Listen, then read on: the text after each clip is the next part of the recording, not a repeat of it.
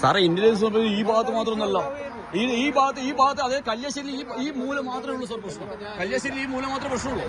ഇതിന് മുകളിലുള്ള എല്ലാ ഭവിഷ്യത്തും സാറ് മാത്രം ഉത്തരവാദി കേട്ടോ. സവർക്കർ ഇവർക്കെല്ലാം വില്ലനാക്കാം. സവർക്കർ ഇതിന് ഭവിഷ്യത്ത് ഇവർ അനുഭവിക്കും, ഉറപ്പായി അനുഭവിക്കും. കുഴപ്പമില്ല, അല്ല ഭീഷണി അനുഭവിച്ചോളപ്പാ.